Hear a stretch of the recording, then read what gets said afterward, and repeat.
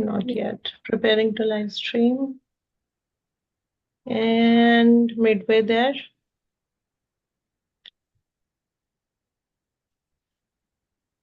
All right.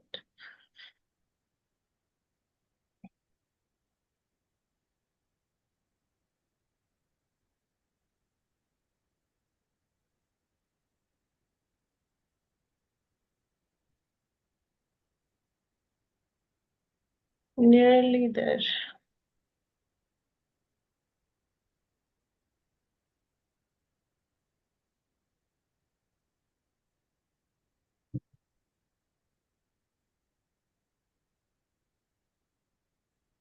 All right, live. All right. Good evening, everyone. Thank you so much for joining today with us for another Wellness Wednesday sessions with MindSmith. My name is Mehak Saini, and I'm a practicing psychologist here at MindSmith.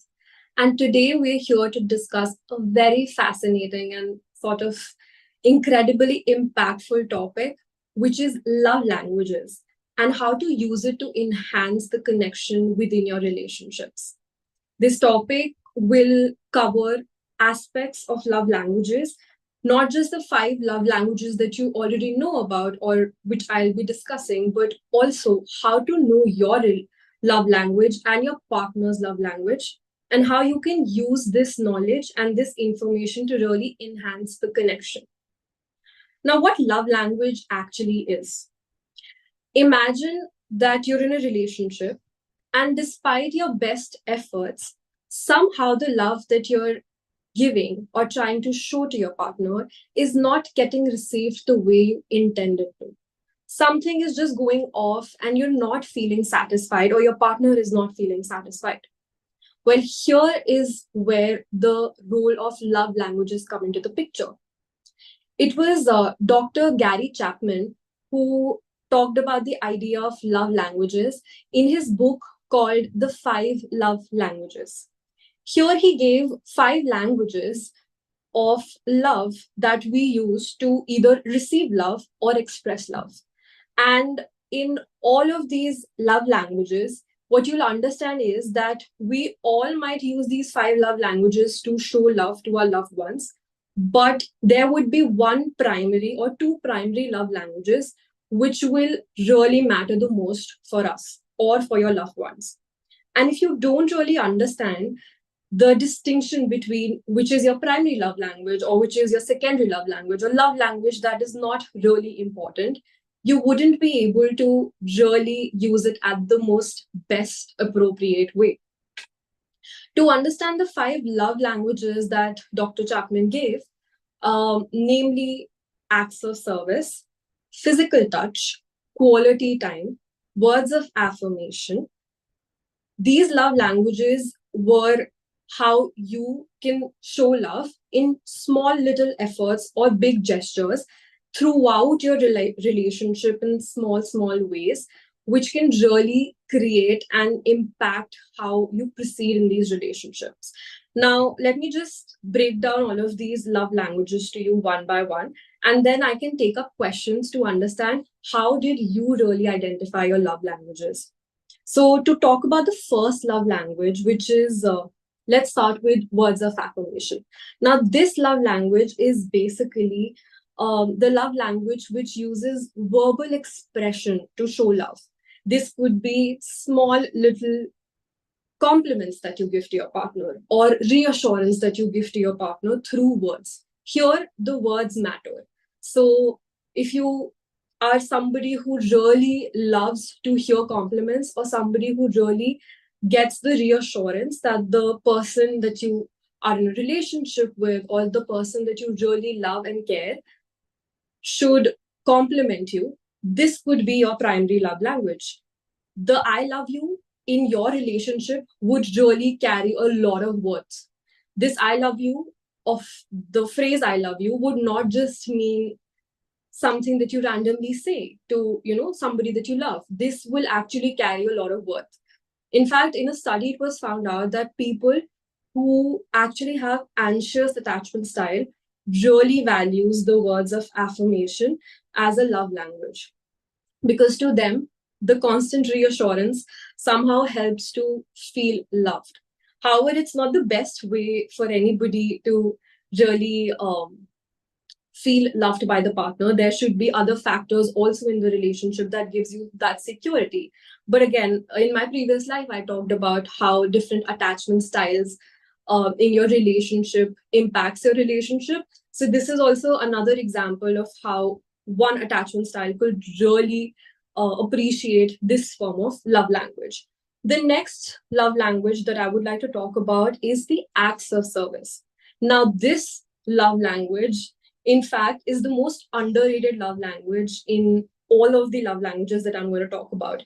Because here, the words does not matter much, but the actions matter. And these actions are not the huge, big gestures that you make for your partner. These are little, small efforts that are thoughtful and that are helpful, that somewhat makes your partner's life easier, is what we call acts of service. As the name suggests, it is the service that you do for your partner in some way, in actions that really show them that it matters, you really care. Now let's take an example. Let's say both the partners are working people who go to jobs and start have a 9 to 5 work life situation. Now, here, maybe one partner is responsible for doing the household chores, and one partner might be responsible for handling all the work outside, which could be, your external work, could be related to bank or could be related to groceries, anything like that. Now, here, maybe one of the partner is doing some sort of work regularly, which could be the household chores, right? You have to do it regularly every day. You have to make it a part of your routine. Whereas one partner could be taking responsibilities or doing the work which is supposed to be done once a month or once a week. Now, there could be chances that since both of the partners are doing a 9 to 5 job, there would be chances that one person might be feeling too burdened, but finding it difficult to really talk about. What you as a partner in this situation or in this bond can do is take up one of the chores of the household activities or one of the work that the other partner is responsible for, which takes regular efforts, and start doing that work for them. Now, this is not a work which you'll only be doing for them, but you'll be doing it for both of you. So it will be the us which is going to get impacted in this entire act of service. And this simple act is not, nobody is going to really say that, washing utensils is an act of love, but actually it is. It is the act which is going to let the other person know that, yes, you care. And yes, you're taking certain responsibilities to also give a relief to your significant other. So this is one of the most underrated love language, hence, because most of us don't understand that these little small gestures and activities that impact your day-to-day regular life. And if you take up those roles, it is going to create a huge impact. Talking about the third love language, which is receiving gifts and giving gifts. Now, receiving gifts for a very long time had a very confused misconception about it. And this misconception was associated with how people want to receive gifts which are monetary extremely expensive, which has some sort of branded value to it. And what people did not understand was that receiving gift or giving gifts was never about the gift or about that tangible object, but it was always about the thought behind getting that particular object or getting that particular gift for your partner. In fact, to actually talk about this particular love language, I went ahead and asked a lot of men and women that I knew to express and tell me how and what did it actually mean to them to receive flowers as a gift, as an instance. And none of them, literally none of them, actually told or talked to me about how these flowers were beautiful or these flowers looked good or these flowers just added to their entire outfit or something like that. Most of them expressed how flowers were a way to feel appreciated by their partner. Some of them told how receiving flowers made them feel extremely special. And some of them actually said that receiving flowers made them feel that your partner was actually thinking about you. And probably they saw the flowers and they thought about you and they got those flowers for you. You can actually go back to MindSmith Instagram page and you can go through all the contents that we keep on posting about the love languages, and you will understand how different situations and how people in different cases have come to us and talked about how these love languages have impacted their relationship in a very significant, helpful manner. So here, receiving gifts, as I was saying, is not about what is the monetary value of the gift, but actually the thought and the idea behind the gift. This also plays a very major role in your relationships. So the gifts can actually work and act as a way to mark a memorable day, to celebrate a memorable day, or to celebrate a memorable situation or an event. So a lot of times we actually bring gifts for birthdays, we bring gifts for anniversaries, we bring gifts to celebrate the moment. And the idea behind it should be to really appreciate your partner. And this particular love language could work like a token of love for your partner. Then coming to the fourth love language, which is the quality time. Another love language which comes with a lot of misconception, but I'm here to help you break that as well. Now, quality time is not same as spending time with your partner. This is one of the things that needs to be highlighted time and again and needs to be understood, because in a lot of relationships, what happens is the partner actually talks about how they miss spending time with the other partner, and the other partner actually comes back with a response that we are spending time together, we are always together, we go to office, we come back home, we eat dinner together, and we sleep. So we're spending time. Where am I going? I'm not even going out to party, I'm not even going out with my friends, you're not going anywhere, so we are actually technically spending time. But here, what went missing, or what point was missed out, was that what other partner was talking about time was actually the couple spending time together, but not really spending quality time together. Now, quality time is the time that you spend with your partner, which is meaningful and which is intended to actually grow the connection between you two. It is intended to actually ignite the conversations, the missing romance that goes beyond the daily routine of your life. These are dedicated period that you spend with your partner in a meaningful way. It could be as simple as planning a dinner date with your partner. It could be as simple as setting a movie night with your partner. It could be going on an adventure trip with your partner. It could be also making the dinner together. So it could be as simple and small, or it could be as grand as going out for a nice candlelight dinner. But the idea behind is that you spend meaningful, dedicated time with your partner and actually try and get to know your partner more.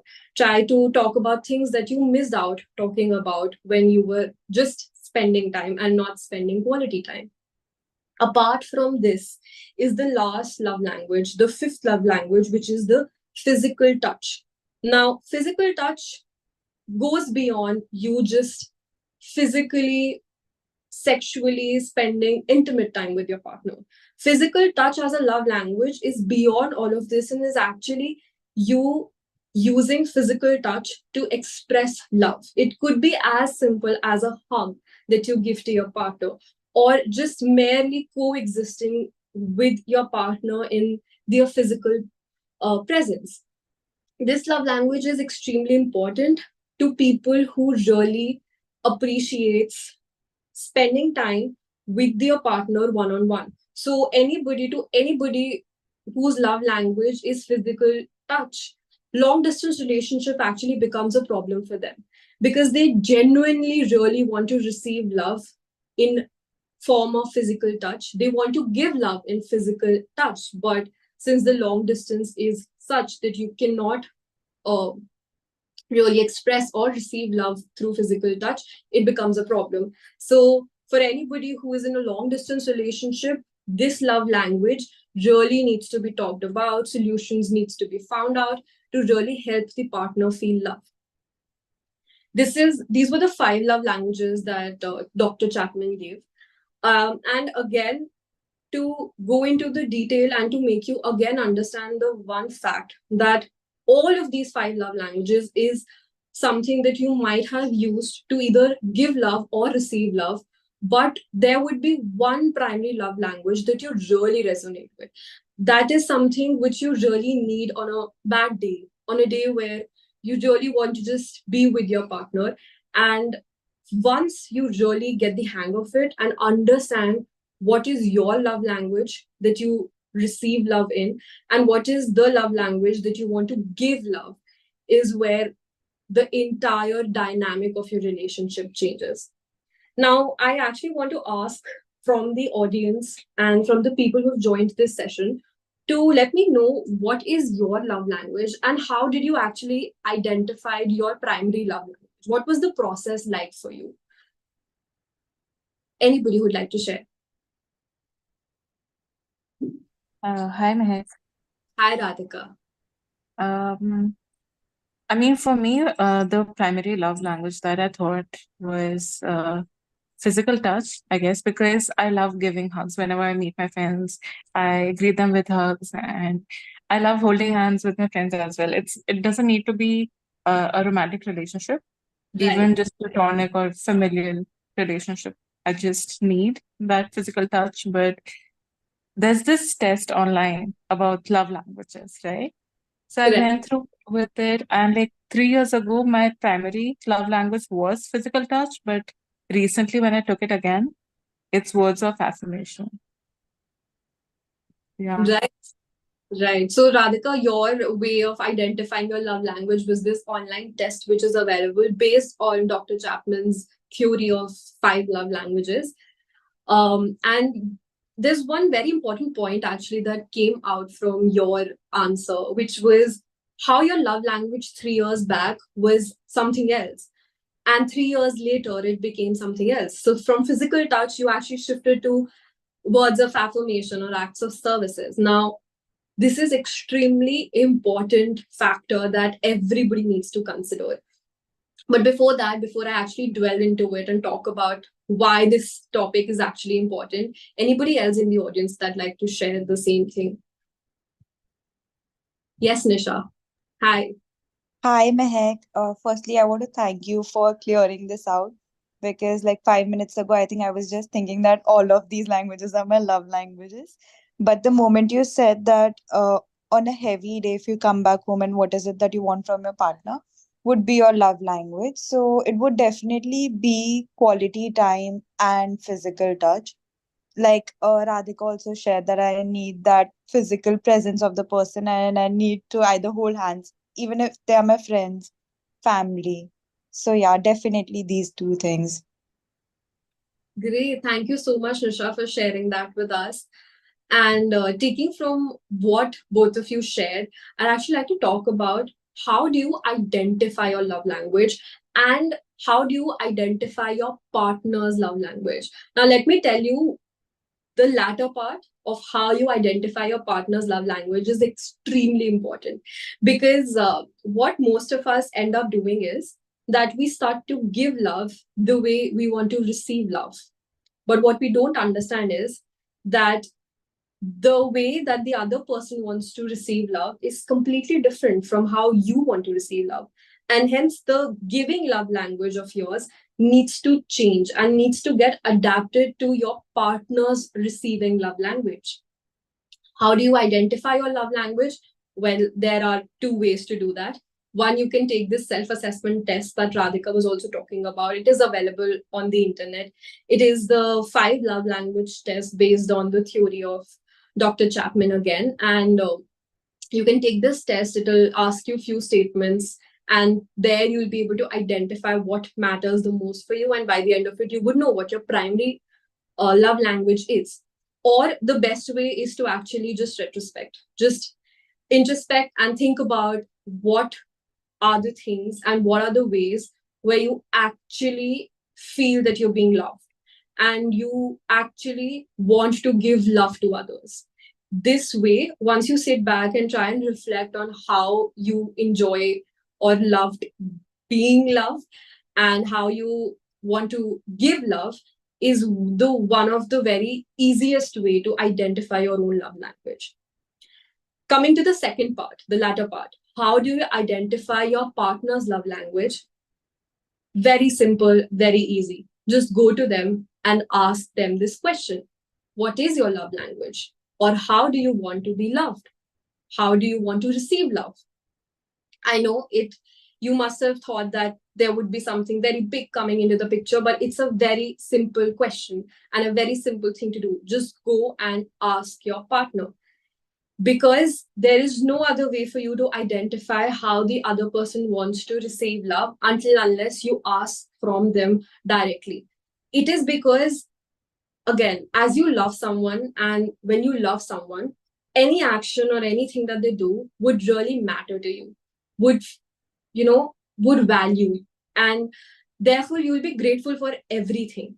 But there would be few things that really changes the whole game for you, really changes the whole dynamic for you. And hence, to identify those aspects, to identify those areas, is by asking your partner directly. And once you do that, you'll be able to incorporate all of this in your day-to-day actions. So coming to the next segment, which is how to apply these love languages in your relationship. First, open a very good and effective communication channel between you and your partner, where you can come to each other and talk to each other about how you want to receive love and how you want to give love. There are people who really like to make handmade gifts for their partners, or really like to do few art and craft stuff for their partners. Whereas there are partners who just don't understand what goes behind these gifts. And to them, they might feel appreciated and feel special by receiving those gifts. It wouldn't matter as much as it would matter to the person who made these gifts, because to them, making handmade gifts and receiving these gifts are extremely important. So when you actually open this channel of communication between each other and tell your partner that I really appreciate your efforts into making this handmade gift, and I really am grateful for what you're doing for me. I also want you to know that I really want to receive love through acts of services from you. It would really mean a lot to me when we can together, divide up some responsibilities, and it can make my life a little easier. Now, this way, you're also not denying accepting love the way your partner wants to give you, but you're also telling them how you really want to receive love. So this is also not going to create a lot of resentment, but it's also going to open more content and satisfactory ways of expressing love for each other. Second thing that you have to do, once you've communicated how you want to receive love, how you want to give love to your partners, you start to incorporate this knowledge within your relationship. And you don't have to start big. You have to start small. Start doing it slowly and consistently in your relationship. So for somebody whose love language is words of affirmation, every day just while going to your work, you can just drop a text to your partner saying, "Good morning. I hope you have a great day, and I'm blessed to have you." Just these 3 messages once in a while in a week could create a huge, huge impact. Because ask anybody whose love language is words of affirmation, to them, you've already made their entire day. And similarly, for someone whose love language is, let's say, quality time, the other partner could actually text them that tonight I've booked a dinner date for us. Let's go for a dinner. Be home at this particular time. And to them, you have actually made that entire day, because the entire day they will be really, really excited for that one night that you've decided for them. Correct? So this is how you can go slow. You can incorporate all of these love languages. And once you do that, you will start to realize how great of a relationship you're actually building, because here you're putting efforts consistently. You're constantly working on your relationship. And one myth that most of us usually used to live in about relationships is that once you're in a relationship, the work is done, right? You're together, now you can just do your thing. But the reality is that for any relationship to really work and for any relationship to really grow, you need to put efforts. These efforts could be small efforts, these efforts could be big efforts, but efforts that are consistent. And this is how you incorporate love languages in your relationship. But here today, I would want to leave you with one major trick to use love languages, which again changes the entire dynamic of your relationship, which is using love languages during conflicts. You wouldn't think that love languages could be used in conflict, but yes, you can actually use love languages in conflict resolution and can create bigger impact. To ask you and to give you a question on that, would somebody want to discuss with me and talk about how do you really resolve your conflicts when you're having small or big conflicts in relationship? How do you do that? What is your approach? Anybody would like to speak on it?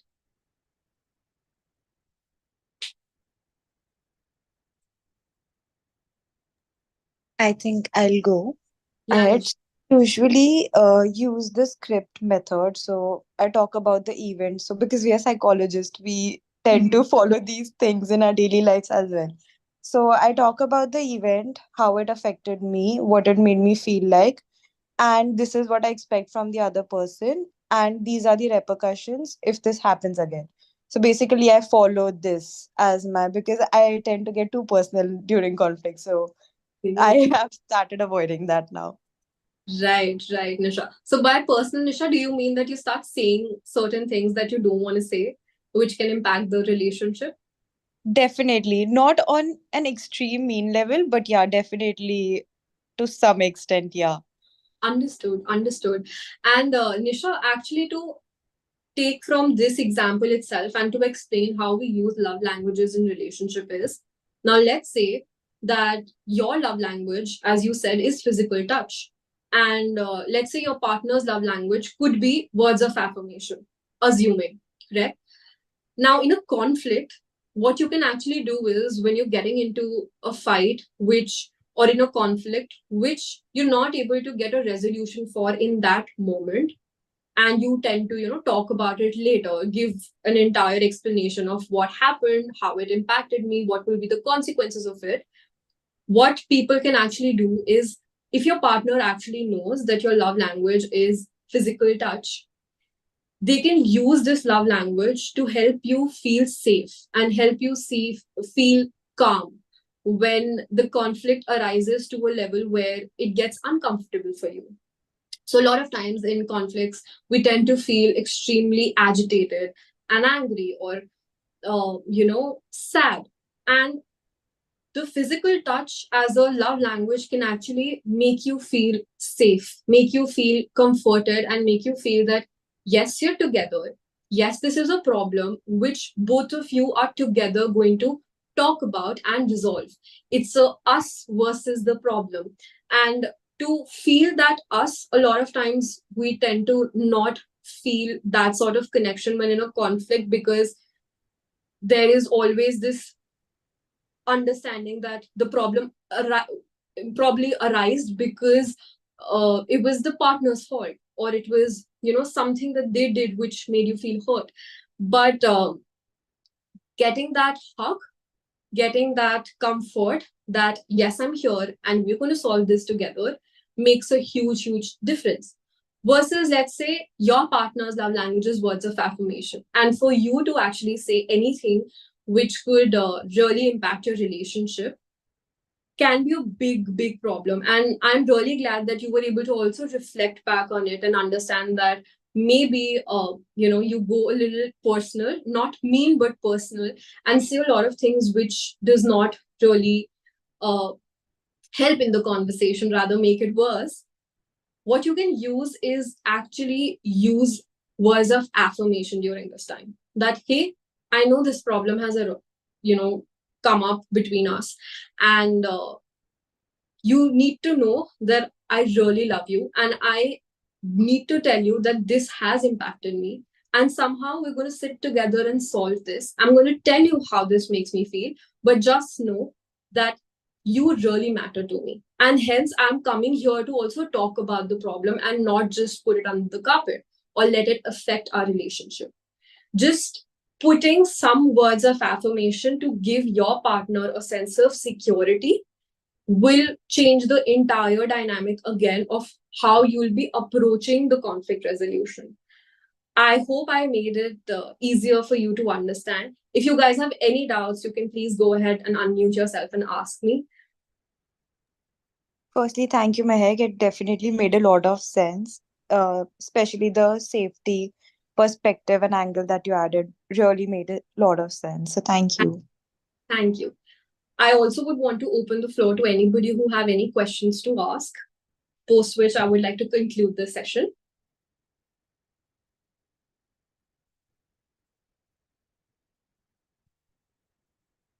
All right. So seems like we have no questions. Right. I hope today's session was insightful for you. I hope you could understand the 5 love languages that you probably knew about but was not really using it in your relationship. I hope you understand how to identify your own love language and how to identify your partner's love language. How to know that probably your way of giving love is not how your partner wants to receive love. And once you crack that code, once you know that your way of expressing love will have to also adapt with how your partner receives love, is going to change a lot of things. Once you know that communication, opening communication channels between you two as partners or between your loved ones and letting them know about your love languages could change things, because with time, your love languages will change. With time, your primary love language could change based off which dynamic you're in within your relationships. For somebody whose love language was physical touch at some point, after getting into a long distance relationship and trying and figuring out how to make things work, maybe their love language from primary love language could shift to something else, and it can help sustain the relationship. Similarly, to know how to use these love languages in your day-to-day life, in your regular conversations with your partners, and also the regular gestures that you make for your partners, and the way you do conflict resolution is going to change everything. I want to also leave you today with a recommendation. It's the book from where the love languages as an idea came from. It's Dr. Chapman's The 5 Love Language book. I want you to go back and read it in detail if you really want to understand where these love languages came from, how and what efforts can you make to really incorporate them, and everything. And apart from this, if you have any doubts actually navigating these channels and these aspects in your relationship, MindSmith is always here for you. You can reach out to the team and we'll be happy to help you navigate these situations in your relationship. Thank you so much again for joining in. We'll meet you on next Wednesday for another Wellness Wednesday session. Thank you. Bye-bye.